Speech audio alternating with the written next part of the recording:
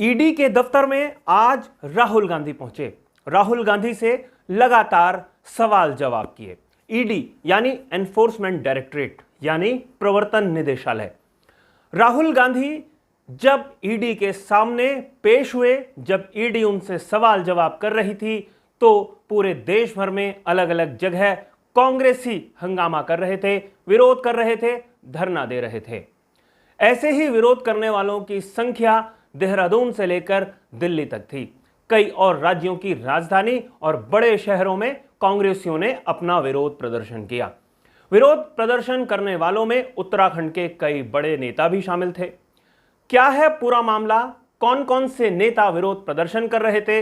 हरीश रावत को कैसे हिरासत में पुलिस ने लिया? अब क्या हो रहा है और वास्तव में ईडी किस मामले की जांच कर रहा है? राहुल गांधी को क्यों ईडी के सामने पेश होना पड़ा?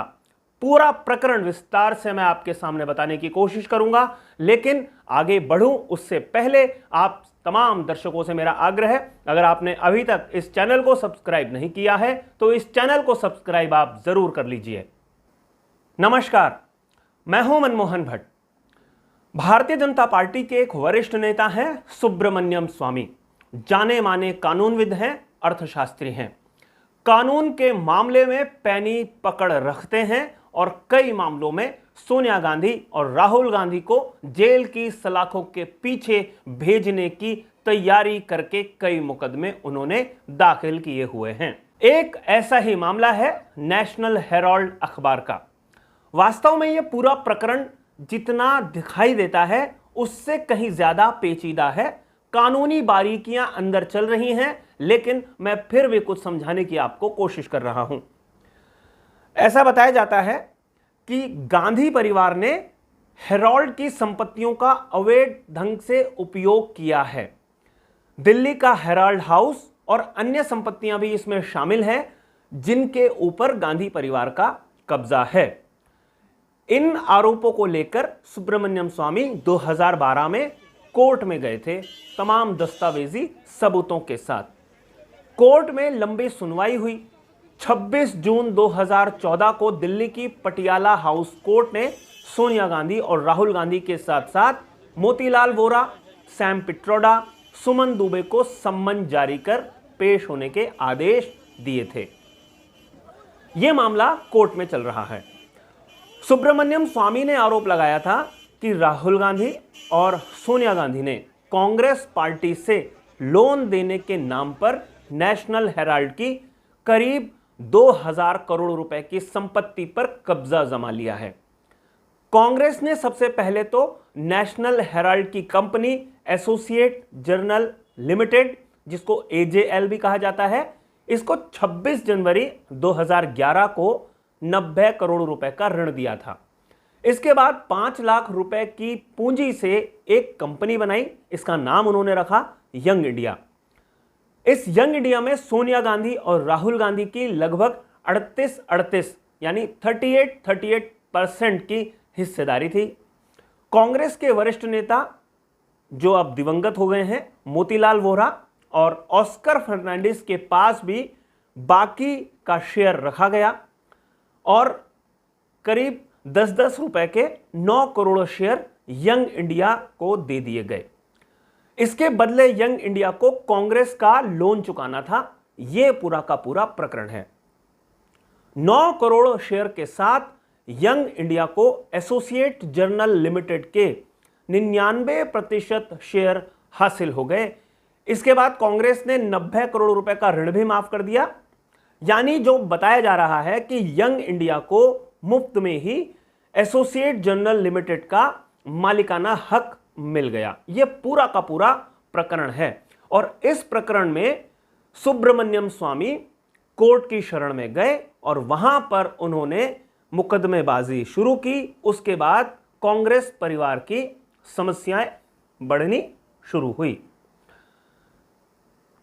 चुनाव आयोग को 2009 में जो हलफनामा राहुल गांधी ने दिया था, उसमें बताया जाता है कि उन्होंने ये जानकारी छिपाई कि उनके पास एसोसिएट जर्नल में कोई शेयर है या कोई शेयर होल्डिंग उनकी है। ये आरोप राहुल गांधी के ऊपर है और जो सारे प्रकरण दिए गए, बताए गए, लोन हुआ, वो कर्जा कैसे दिया गया, क्यों दिया गया और बिना ब्याज के कैसे दिया गया, ये बहुत सारे ऐसी चीजें हैं जिसको लेकर कांग्रेस के दो नेता राहुल गांधी और सोनिया गांधी परेशान हो गए जवाब देते देते। अब ये पूरा का पूरा प्रकरण ईडी संभाल रही है, मनी ट्रेल को पकड़ने की कोशिश कर रही है और ये देखा जा रहा है कि क्या होने जा रहा है।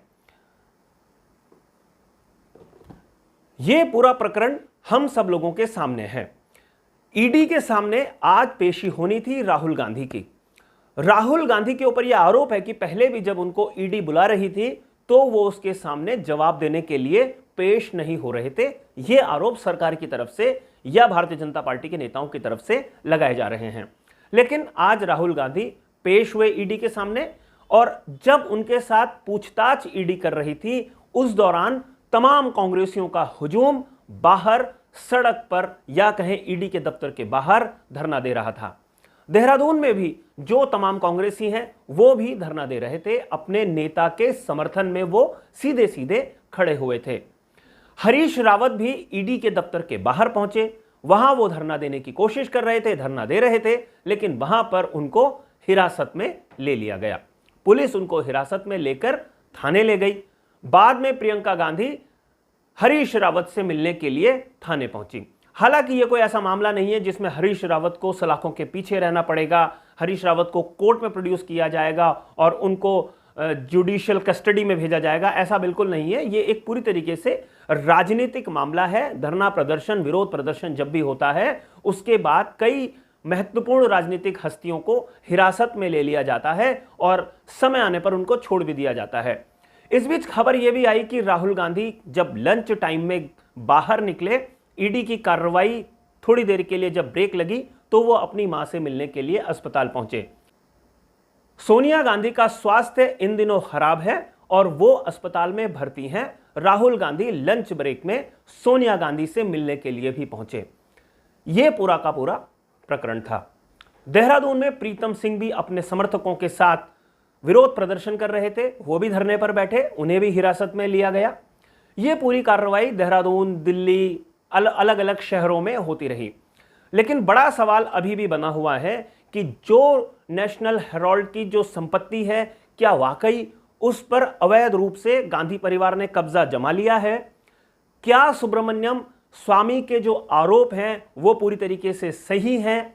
कोर्ट में जो प्रकरण चल रहा है उन प्रकरणों को कैसे ईडी और कोर्ट मिलकर सुलझा पाएंगे और क्या यह पूरा प्रकरण ऐसा है जिसमें राहुल गांधी और सोनिया गांधी की परेशानी बढ़ सकती है? फिलहाल तो ये अभी जल्दबाजी होगा कहना कि क्या ये पूरा सौदेबाजी जो हुई थी वो पूरी तरीके से कानूनी रूप से वैध थी या इसमें कहीं कोई गड़बड़ी हो गई, तकनीकी चूक हो गई जिस कारण राहुल गांधी और सोनिया गांधी कहीं ना कहीं ईडी के रडार पर आ गए हैं। अभी थोड़ा और इंतजार करना पड़ेगा, जैसे जैसे जांच आगे बढ़ेगी खुलासा होता रहेगा। लेकिन आज कांग्रेसियों को धरना प्रदर्शन करने का एक बड़ा मौका सरकार ने या कहें ईडी ने दे दिया है। आने वाले दिनों में क्या होगा इसके लिए थोड़ा इंतजार करना पड़ेगा। साथियों, हमारी आज की इस रिपोर्ट में फिलहाल इतना ही। अगली रिपोर्ट में आपसे एक बार जरूर मुलाकात होगी, लेकिन जाने से पहले हमेशा की तरह दो विशेष आग्रह है। अगर आपने अभी तक हमारे इस चैनल को सब्सक्राइब नहीं किया है तो इस चैनल को सब्सक्राइब आप जरूर कर लीजिए और ये रिपोर्ट अगर आपको पसंद आई हो तो इसे लाइक करिए, इसे शेयर करके अपने मित्रों तक जरूर पहुंचाइए। नमस्कार।